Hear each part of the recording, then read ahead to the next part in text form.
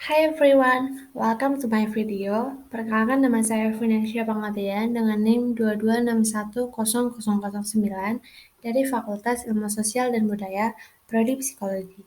Pada pembahasan kali ini, kita akan membahas tokoh Abu Ali Ahmad bin Muhammad bin Yakub Ibnu Miskawai pada tahun 940 sampai 1030. Yang pertama, kita akan membahas biografi singkat tentang Ibnu Miskawai ini. Nah, Ibnu Miskawai ini dilahirkan di Iran pada tahun 940 dan meninggal di Isfahan pada tahun 1030. Beliau dikenal sebagai pendiri filsafat mengenai etika dalam dunia Islam.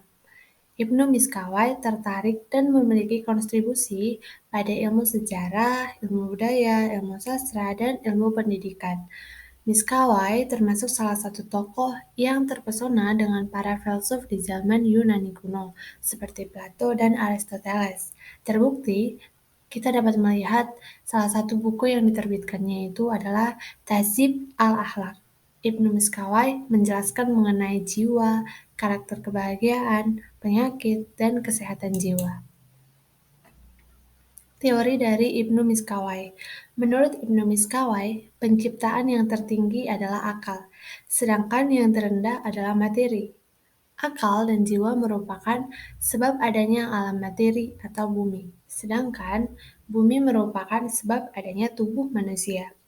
Pada diri manusia terdapat jiwa berpikir yang hakikatnya adalah akal yang berasal dari pancaran Tuhan.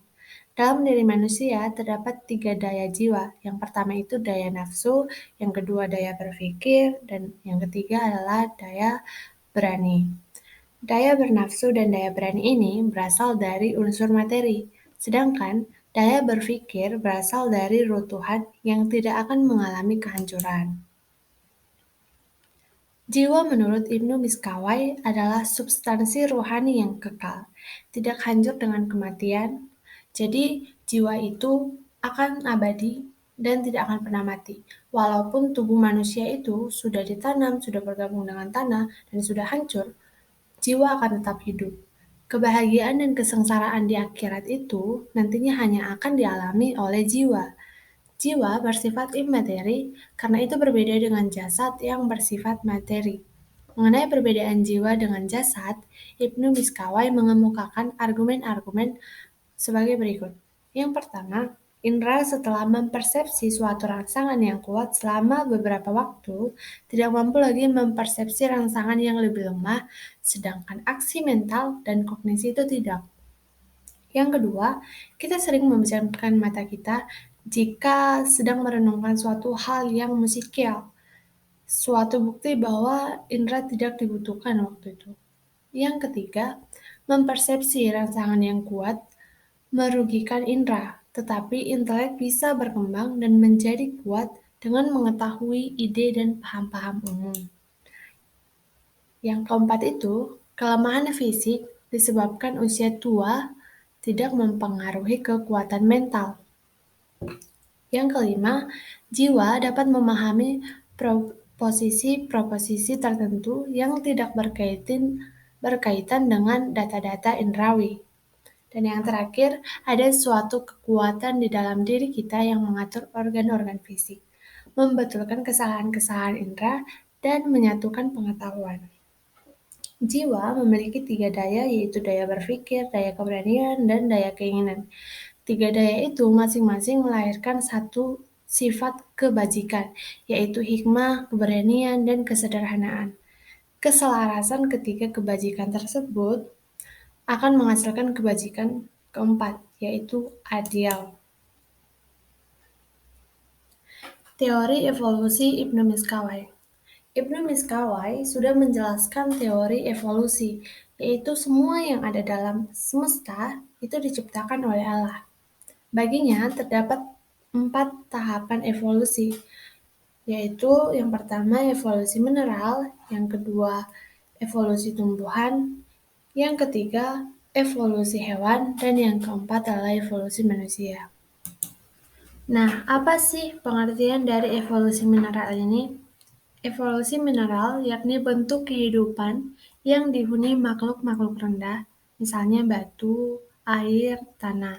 Dalam bukunya yang berjudul Al-Faus Al-Asghar, Miskawai mengungkapkan bahwa alam merupakan yang pertama kali menciptakan zat dan diinvestasikan dengan energi untuk perkembangan. Yang kedua, evolusi tumbuhan. Evolusi tumbuhan ini bergerak dari yang sederhana seperti rumput yang tidak berasal dari biji dan bisa tumbuh dimanapun sampai dengan tumbuh-tumbuhan yang mempunyai batang dan cabang serta memiliki kemampuan seperti hewan.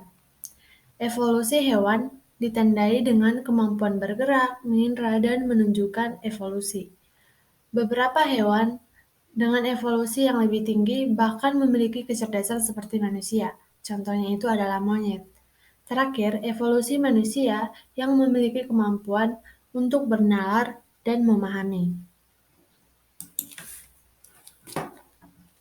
Berkaitan dengan tiga fakultas jiwa tersebut, Miskawai menyebutkan adanya nilai keutamaan, yaitu yang pertama, kearifan atau wisdom, diperoleh jika al-quwa al-naktika berjalan dengan semestinya dan mendapatkan pengetahuan yang benar.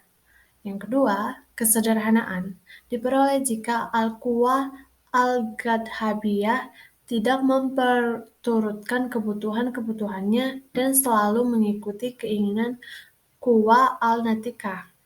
Yang ketiga, keberanian diperoleh jika al-quwa syawiyah bisa dikendalikan oleh al-quwa al-natikah sehingga muncul sesuai dengan apa yang diinginkan. Ditambah satu lagi, nilai keutamaan yang merupakan gabungan dari ketiga nilai keutamaan tersebut adalah keadilan atau justice, diperoleh jika ketiga nilai keutamaan tersebut berinteraksi. Miskawai juga berbicara tentang karakter atau kuluk. Menurut Miskawai, karakter merupakan suatu keadaan yang menyebabkan jiwa bertindak tanpa dipikir atau dipertimbangkan secara mendalam. Karakter ini bisa terbentuk karena bawaan alamiah atau karena kebiasaan atau pelatihan yang dilakukan secara terus-menerus hingga menjadi karakter. Dalam membentuk karakter, Miskawai juga menulis cara melakukannya. Miskawai mempunyai pandangan bahwa seorang anak terlahir alami, tidak baik dan tidak buruk.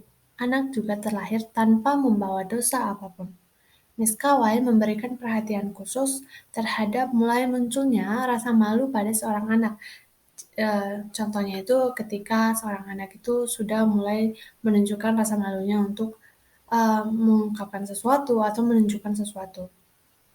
Self-respect yang muncul pada anak dianggapnya mempunyai peran penting dalam perkembangan karakter anak. Untuk mencapai kesempurnaan eksistensi manusia, Miskawai mensyaratkan hubungan personality. Dalam bukunya Tazib al-Akhlaq, Miskawai membahas secara khusus masalah yang berhubungan dengan hubungan internasional, yaitu persahabatan dan cinta. Menurutnya, terdapat beberapa bentuk cinta yang masing-masing memiliki motif yang berbeda, yaitu yang pertama, ada cinta yang cepat tumbuh dan juga cepat hilang.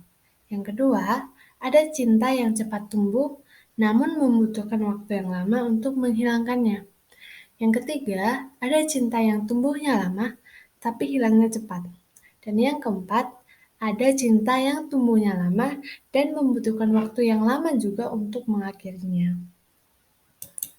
Nah, sekian presentasi saya, sekian penjelasan dari saya. Semoga kita semua bisa memahaminya. Terima kasih.